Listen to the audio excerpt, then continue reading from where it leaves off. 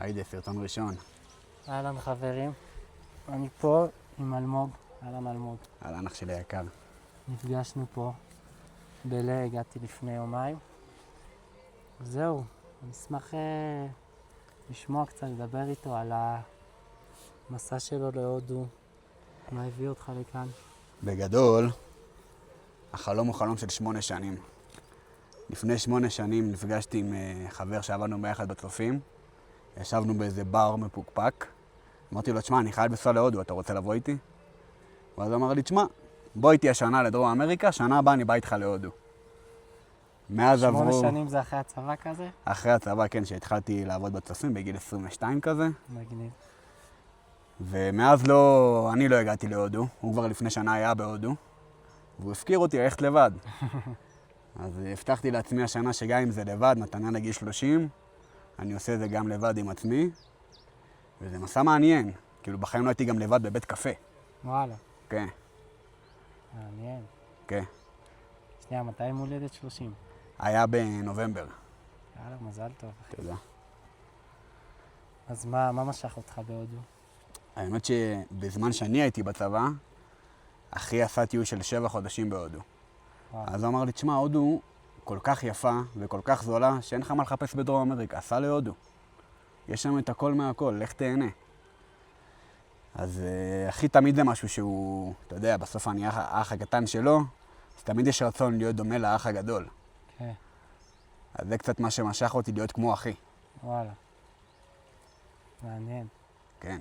אבל למשל לפני שטסת פה, אז התייעצת איתו, רצית לשמוע כאילו דברים שהוא עשה וחשוב לך לעשות, או אמרת, יאללה, זה המסע שלי, אני... זה המסע שלי, אז זהו, זה המסע שלי, האמת שאיתו לא התייעצתי. התייעצתי עם החבר שלפני שנה היה פה, וגם חבר שלו היה פה בדיוק חזר שאני טסתי. הוא עשה שנה פה טיול עם האופנוע, ולפני איזה חצי שנה הוא אמר לי, תשמע, אתה חייב להגיע ללה. וואו. עכשיו סגרתי את הכרטיס טיסה ללה עם חבר אחר שבדיוק פתח סוכנות טיולים כזה, ואז החבר שלי אמר לי, תגיד, מה, אתה דפוק? בגלל שאלי קוראים לו. אלי אמר לך, אתה לא טוס ללה, אתה טס ללה? אתה יודע מה יש שם בכלל? אמרתי לו, לא, הוא אמר שיפה שם, אני רוצה להיות שם. וככה בסוף הוא בדק קצת יותר אם יש ישראלים וזה, ואז הוא נרגש שיש פה עוד ישראלים, כן. שאני לא אהיה לבד. וזרמנו על זה. מגניב. כן, יש כזה הרבה תופעות כזה בהודו של מקומות בשביל החומוס כזה שיש מלא אנשים וכזה, אנשים בכלל לא יודעים, פשוט שמעו על המקום והגיעו. כן. מעניין. כן. ואיך בינתיים בלה, אתה מבסוט או... א', קשה לי לנשום פה בלה. ב', הלבד, שוב, זה איזשהו אתגר שלי עם עצמי כזה. גם לדעת ליהנות מהלבד שלי, וגם לדעת איך להתחבר קצת לאנשים אחרים בתוך הלבד כזה. קצת היה קשה פה בימים הראשונים כזה, כולם כזה קבוצות. יש את הרחוב הזה של הבתי קפה שהם כולם קבוצות, אני יושב עם עצמי, וכאילו אני אומר לעצמי, פאק, כאילו מה אני עושה עם עצמי ואיך אני יוצר איזושהי אינטראקציה. כן. לא, זה ממש מעניין מה אתה אומר, כי היה לי גם מחשבה על זה סביב מסע בהודו, שכאילו, שצריך לעשות איזו אינטגרציה כזה, שילוב כזה, גם של הלבד וגם של הביחד. כאילו נראה לי זה נחמד מאוד לבוא לבד כזה ולהיות פתוח כזה, להכיר אנשים ולפגוש, אבל גם לא לוותר על הלבד שלך, כי הרבה פעמים שאתה מגיע, כאילו, גם אם אתה מכיר אנשים חדשים או מגיע עם אנשים, אז אתה יכול כזה הרבה פעמים לוותר על דברים שחשובים שלך ופשוט לזרום אחרי אחרים, ואתה קצת שוכח את הנוכחות העצמית שלך. אני פשוט גם בן אדם של אנשים. וואלה. כאילו, בוא נגיד שעד שפגשתי אותך פה ואת החברים, אז היה לי חסר אינטראקציה אנושית. כן. כאילו, מצאתי את המקום של הפורקן לכתוב, מקום של הפורקן לקרוא ספר, ללכת קצת לטייל עם עצמי, אבל אני נורא אוהב ליצור חיבורים ואינטראקציות ולנהל שיח, וזה היה לי חסר ב4 ימים הראשונים. וואי. מעניין שאתה אומר את זה, זה יפה. כן, זה חשוב. אנחנו יצורים חברתיים סך הכל בסוף. כן, כן. בכללי אני אדם שמאמין בקהילות. וואלה, מה זה אומר? תספר לי על זה. אני מאמין שלקהילה יש המון כוח. כאילו, קהילה נותנת גם לך המון כוח, גם שאתה במצב קשה, גם שאתה במצב טוב. וקהילה, קהילת משמעות. אם היא באמת קהילת משמעות, אז יש לה המון משמעות. ואני אוהב להיות חלק מקהילה. אני אוהב להיות חלק עם האנשים, חלק מתהליך חברתי בתוך קהילה. וזה גם כיף ליצור קהילות. כן. יצא לי ליצור איזה קהילה קטנה של חברים כזאת שזה כיף. משמעותי. כן. מגניב. אולי זו הזדמנות גם לספר לנו קצת על עצמך ועל העיסוק שלך בארץ. יאללה, ואני בן 30 מרמת גן. האמת שאני איש חינוך בעשור האחרון. זה התחיל... עשור? כן. וואו. זה התחיל בצבא. התחלתי בנחל את השירות שלי, עשיתי את ההכשרה. מה זה? נחל? נחל, קרבי. כן. ואז בסוף ההכשרה הבנו ביחד שאני אסמתי, אחרי שכל ההכשרה... אחרי שסיימת כבר את כל כן, כל ההכשרה קראו לי אבולה, כאילו הייתי מפסיק להשתעל. וואי. היה לי אישור מיוחד לצאת מהחטא מתי שאני רוצה כדי להשתעל ולחזור. וואי. ואז זה התגלגל והגעתי ל4 חודשים באוגדה 162, ששם לא הכרתי אף אחד ואף אחד לא הכיר אותי, לא היה לי תפקיד. נכנסתי שם לאיזה חדר של מישהו שהיה בתפקיד נהג שהכרתי אותו מהבית. הרס"ר לא הכיר אותי, שם גם התחלתי לעשן מרוב דיכאון. ואז משם התגלגלתי להיות עובד רס"ר בגלילות. ואז אמרתי לעשן אתה מתכוון ירוק. לא, לסיגריות. וואי. כן. ואז כשהגעתי להיות עובד רס"ר בגלילות, אז אמרתי, פאק, כאילו, אני בן אדם שמאמין במשמעות, כאילו, מה זה להיות עובד רס"ר? איזה משמעות זאת? כן. אז אמרתי, אוקיי, אם פה אני לא מוצא את המשמעות, אני אמצא דרך אחרת לעשות משמעות בזמן הזה, אז הלכתי להיות מדריך בצופים, מדריך שכבה. ואז משם זה המשיך להתגלגל. הייתי בשנה האחרונה לשירות מדריך שכבה, ואז נכנסתי לרכז שנתיים את אותו השבט שגדלתי. משם המשכתי לעוד שנה שעבדתי בכלא אופק, מטעם הצופים, זה כלא לנוער, היחידי בארץ. איפה זה נמצא? זה נמצא ממש ליד תל מונד. וואי. כן, חוויה מעניינת וגם עליה אפשר לדבר הרבה. וואי, מה היה התפקיד שלך שם? אז הייתי מטעם הצופים. אנחנו ניסינו קצת לעשות צופים בתוך הכלא. שזה נורא מורכב לעשות פעולה של הצופים בתוך הכלא, כי כאילו אם אתה מכניס חבל, כל החבלים שאתה מכניס, אתה צריך לספור אותם בכניסה וביציאה. כן. דברים חדים אין סיכוי שאתה יכול להכניס. אז אתה צריך להיות נורא יצירתי, איך אתה מכלום עושה איזושהי פעולה שיכולה לגרום להם ליהנות. המטרה הייתה לגרום להם קצת להרגיש ילדים, כי בסוף הם ילדים. כן. מעניין. איזה כן. גילאים זה? כלא זה מגיל 14 עד גיל 18. וואו. כן. זה כלא לכל דבר, אין אפשרות לברוח. אין סורגים, אתה בקושי רואה שמיים, תאים קטנים, האורות שם מעבבים. זה כאילו... זה גרם לי לטעות, האם אנחנו באמת צריכים כלא לנוער בארץ, כאילו, כי אתה מבין שברגע שמגיעים לשם, 70% מהילדים גם יחזרו לשם. כן. כאילו אין שם תהליך של צמיחה לא באמת, לצערנו.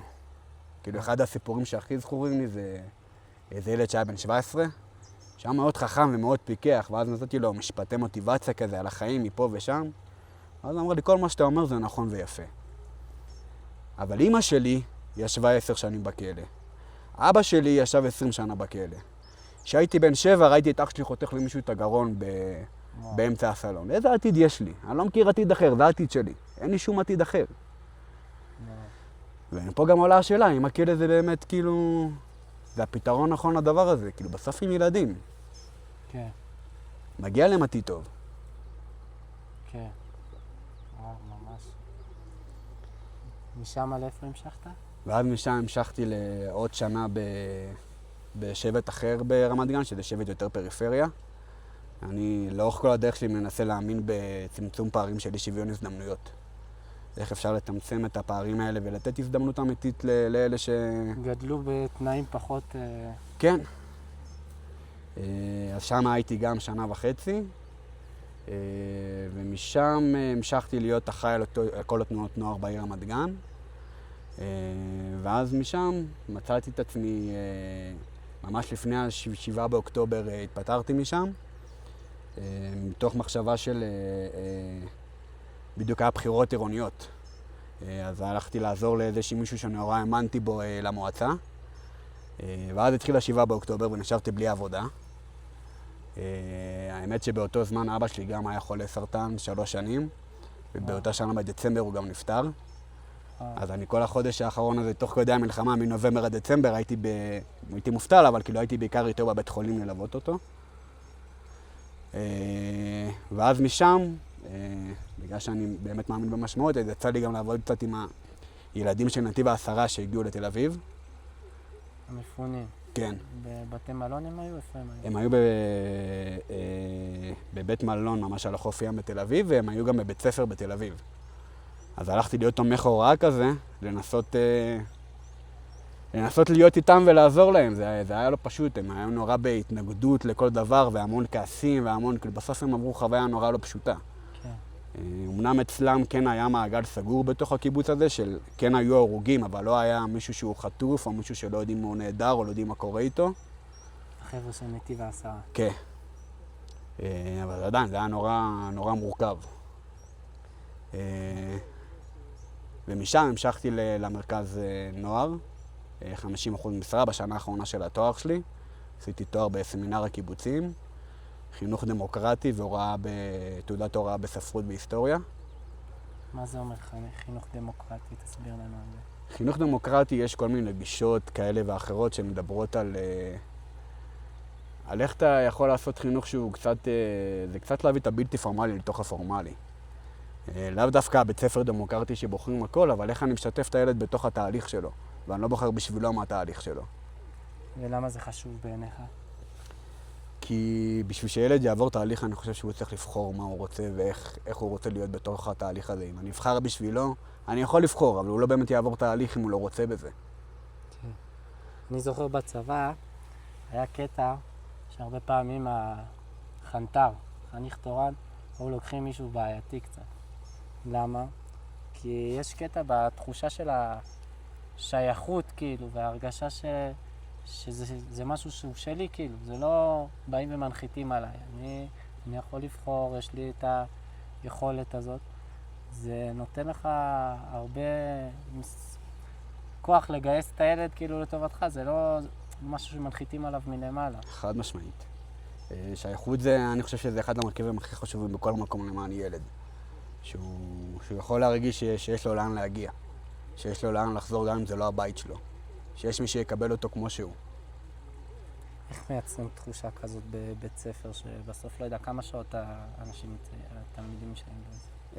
בבית ספר, עכשיו אני אחרי התנועות נוער ואחרי כל המרכז נוער, אז התחלתי באמת לעבוד בבית ספר ברמת גן, שהוא גם כזה משולב בין נוער קצה לבין חינוך מיוחד, שזה גם מדהים לראות את החיבור הזה ביניהם, כי פתאום החינוך המיוחד גורם לראות את הלב של הנוער קצה, זה מוציא את הלב שלהם החוצה אליהם. וליצור... השילוב הזה, כאילו. כן. כי הם מגיעים עם הרבה קוצים. והם פתאום, אתה רואה את האמפתיה שלהם כלפי החינוך המיוחד. את האמפתיה, את האכפתיות, את הרצון לעזור להם, להיות שם עבורם. אז אתה רואה את הלב של הילד, ואז יש לך עם מה לעבוד. כן. והשייכות שם זה... האמת שאצלנו זה מרגיש כולם כמו משפחה, כאילו. אני יכול לדבר עם התלמידים שלי על זה שעכשיו אני והבזוג שלי נפרדנו, על זה שאחד הילדות, איך שהגעתי ביום הראשון הזה, חיבור היה זה שאבא שלנו נפטר מסרטן ואבא שלי נפטר מסרטן. וזה המון גובה העיניים ושיח. שיח שהוא לנסות ליצור שיח מקרב. כן. וואי, מעניין. אני אגיד לך, יש משהו שאותי מעסיק הרבה בעולמות של חינוך וטיפול כזה שהתעסקתי בו הרבה מאוד השנה. וזה העניין של עבודה עם גבולות. כאילו, אני כשהלכתי, 2 הייתי בחינוך, וכאילו הרגשתי שיש לי קושי מאוד גדול להציב גבולות. כי אני בן אדם מאוד רך, ואני גם מאמין ברכות הזאת, כי בסוף אנחנו דור כזה שאנשים כזה באמת, אם אתה בא אליהם עם קוצים, הם יוציאו את הסכינים החוצה, כאילו זה לא מקרב. אבל מצד שני, וגם כאילו האופי הטיפולי שלי, ומה שאני מביא אז זה הרבה רכות וגמישות. מצד שני בחינוך מאוד חשוב ליצור גבולות ושהם יהיו ברורים, וכאילו אפילו היה איזה מקרה עם התלמידים שבאמת היה שלב שהם כאילו בהתפתחות שלהם הצליחו לומר לי את זה, שוואלה חסר לנו את הגבול, אנחנו רוצים ממך יותר גבולות. זה בדיוק מה שרציתי להגיד, הם הרבה פעמים מחפשים שתיתן להם את הגבולות, כי הם לא מקבלים אותו בבית והם מחפשים מישהו שייתן להם את הגבול הזה. וזה באמת משחק שהוא נורא עדין בין מתי אני יכול לאפשר לעצמי להיות גם החבר, ומתי אני הסמכות עכשיו, ומה שאני אומר לך זה מה שנקבע, כי אני הסמכות כרגע. ואתה צריך לקבל את זה שאני הסמכות כרגע. כן. ואני גם בתחילת דרכי הייתי נורא במקום שלך, ועם הזמן הבנתי שאני, למענם, אני חייב גם לתת את הגבולות האלה. והם הרבה יותר יעריכו אותי אם אני גם אתן גבולות. כן. כן, זה מעניין, זה ריקוד שלומדים אותו כזה, צעד קדימה, צעד אחורה. נכון. לאט לאט. כן. גם חוץ מזה, עוד תובנה שהייתה לי השנה עם גבולות, שזה חוץ מהשמירה על הנער והדאגה לו, זה גם חשוב לנו כאנשים כזה, לדעת כאילו איפה אנחנו לא מתערבבים איתם, איפה אנחנו שומרים על עצמנו. לגמרי, סתם דוגמה, בסדר? עכשיו אם תלמיד יתקשר אליי ב-10 בלילה, אני לאו דווקא יענה לו. כן, יש תלמידה שהיא גם, נגיד, בבית אומנה או משהו כזה, והיא תתקשר אליי ב-10 בלילה, אז לה אני כן יענה, כי אני יודע שזה יכול להיות מקרה חירום. אבל אם זה לא מקרה חירום, אז אני לא בעבודה עכשיו, לא בקטע רע, ויש דברים שיכולים לחכות למחר בבוקר. אז בוא נחכה למחר בבוקר, הכל בסדר. כן, אז זה מאוד חשוב, משמעותי בעיניי. גם לשמור על עצמנו, כאילו בסוף אנחנו גם צריכים שיהיה לנו את החיים שלנו, את החברים שלנו, ואי אפשר כל הזמן... צריך לדעת גם להתנתק רגע מהיום ולדאוג לעצמך. כן. ויבוא שלב, אני מאמין, שהנער יעריך את זה ויבין את זה. אני יודע על עצמי שבאמת אני בן אדם כזה בלי גבולות וזה, ובאמת זה היה אירוע מכונן בשבילי בכיתה י' שהייתי מאוד מוצף מאיזה משהו, והגעתי לבית של המחנך שלי, וכאילו זה יצא כמה פעמים, וכאילו היה לנו קשר טוב. והגעתי אליו לבית, והוא כאילו קיבל אותי בסבבה וזה, אבל הוא אמר לי, חכה שנייה, אני צריך לבדוק עם אשתי אם זה בסדר. חזר אליי אחרי 2 דקות, אמר, זה לא מתאים כרגע. אז כאילו הוא כן התפנה אליי לכמה דקות, אבל כן שם לי את הגבולות כזה, וכרגע אני לא יכול לשבת איתך יותר מדי. וכאילו, נכון שהחוויה הראשונית היא קצת קשה וכזה, אולי דחייה כזאת, זה יכול גם, אולי אצל אנשים מסוימים שחווים חוויית דחייה ושאין להם מקום מאוד יציב בחיים, אז שזה באמת יכול להתפרש בצורה הרבה יותר כואבת. אבל לי באמת מהר מאוד, תוך איזה חודש כבר ממש הערכתי את זה, וכאילו אמרתי, זה אירוע מכונן בחיים שלי. כאילו למדתי איך כאילו בן אדם גם נותן, אבל גם יודע שכדי לתת צריך לפעמים לעצור כאילו. זה כמו, אתה מכיר את המשל על הקנקן? עם המים? נראה לי שכן, אבל אני אשמח שתשמיע לנו אותו. המשל הזה אומר שהקנקן הוא בעצם המכל שלי. בסדר? עכשיו, יש לי בו כמות מסוימת של מים.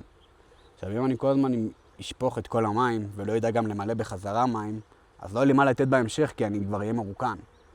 אני חייב לדאוג גם למלא את הקנקן למען עצמי, כדי שגם יהיה לי מה לתת כל הזמן עוד פעם ועוד פעם ועוד פעם. בקיצור, אני חייב לדאוג לעצמי ושגם לי יהיה טוב, ושאני אהיה שמח ואני אהיה מאושר, כדי שאני אוכל להכיל אותם. כן. טוב. חינוך זה תמיד ריקוד עדין. כן. אבל זה ריקוד שהוא מעניין. זה כמו עם חמר כזה, צריך הרבה עדינות כזה. לגמרי. אתה מעצב את הילד כאילו. כן, כן. אנחנו שם לתת להם כיוונים, לתת להם את האידיאולוגיות שלנו, את הדרכים שלנו, אבל בסוף הם צריכים, אתה יודע, הם צריכים לבחור לקחת את זה. כן. זה הכל בידיים שלהם בסוף. אני פה לעזור לכוון, אבל הבחירה היא בידיים שלו. שזה גם משהו שצריך להבין, אנחנו לאו דווקא אלה שיכולים לשנות להם את החיים, הם אלה שישנו על עצמם את החיים. אבל אני פה כדי לנסות לעזור להכווין. כן. זה בידיים שלהם, לא שלנו. כן, מה שאתה אומר קצת עונה לי על שאלה שרציתי לשאול, אבל אני אשאל בכל זאת, אולי תרחיב קצת. אז זה שבאמת בחינוך וגם בטיפול קצת שאני מתעסק, כאילו בגלל החשיבות והמשמעות של העניין, אפשר באמת להגיע עם הרבה חרדה לזה. כאילו, גם אחריות, בסוף זה אחריות, זה לא פשוט, כאילו, זה לא משחק. באמת יש פה אחריות מאוד גדולה. וכאילו, אני יודע על עצמי שהמקום שעוזר לי לא להיות בחרדה ומול האחריות הזה ומול כאילו המשמעות של התפקיד וכמה נזק יכול להיגרם וכמה תועלת יכול להיגרם, זה העניין של אמונה כזה. אני כאדם דתי זה מאוד עוזר לי. אצלך קצת זה היה נשמע עכשיו גם הקטע הזה שכאילו אתה מלווה את זה, אבל האחריות היא של הנער, אבל אני אשמח שתגיד מה שאתה חושב. אני יכול לספר לך על סיפור בתחילת דרכי, שהייתי מדריך שכבה, אז הייתה נערה שהייתה קצת אובדנית. ואז חשבתי שהתפקיד שלי הוא להיות סופרמן ולהציל אותה. ברמה שהייתי בוכה במקלחת ואומר לעצמי, מה אני עושה? כאילו, איך אני עוזר לילדה הזאת? עד שהבנתי שהדרך שלי לעזור לה, היא להכווין אותה לגורם הטיפולי שיעזור לה. בסוף אמנם אני מרגיש שגם אתה כמוני, יש בנו את הטיפוליות, גם יש בי את הטיפוליות. אבל אני לא איש מקצוע טיפולי, אני מחנך. וכשקורה משהו כזה, אז התפקיד שלי הוא לעזור לה, להכווין אותה, אל הגורם הנכון שבאמת יעזור לה. ואני לא יכול לקחת את כל האחריות עליי, כי בסוף זה גם החיים שלהם, והם צריכים לבחור מה הם עושים עם החיים שלהם. כן. ועם השנים זה באמת כאילו, זה אירוע מכונן שמלווה אותי ומזכיר לי שאני לא יכול לקחת אחריות על הכל. כאילו יש להם גם הורים, ויש להם אחים, ויש להם חברים, ואני יכול לנסות לעזור להכווין, אבל את האחריות במקומם אני לא יכול לקחת. מדהים. וואו, ממש מעניין, הרבה דברים חשובים. מה מחשבות להמשך הטיול? להמשך הטיול, אני בעיקר מנסה למצוא אני חושב שאני כבר שנים באיזשהו מרדף של החיים, ובאתי פה למצוא קצת את השקט הפנימי שלי, להרגיש שאני גם בטיפול פסיכולוגי עם עצמי כבר 6 שנים כדי לעבוד על עצמי, ואיך היא אמרה לי הפסיכולוגית, אתה צריך רגע למצוא את השקט שלך. שזה בעיקר מה שבאתי למצוא רגע את השקט והשלווה הזאת, כאילו כמו המחל, רגע למלא את עצמי כדי שיהיה לי עוד מה לתת. מדהים. אתה מרגיש שאתה מקבל את זה בינתיים בהודו? רק התחלתי. כי הודו לפעמים יכולה להיות רועשת. כאילו, אני מוצא בה הרבה שקט בהודו, ובאמת, באתי אחרי מילואים וגם שנה אינטנסיבית כזאת. אני מוצא הרבה שקט בהודו, אבל יש גם הרבה רעש, כי צריך להיות מאוד מחובר לעצמך.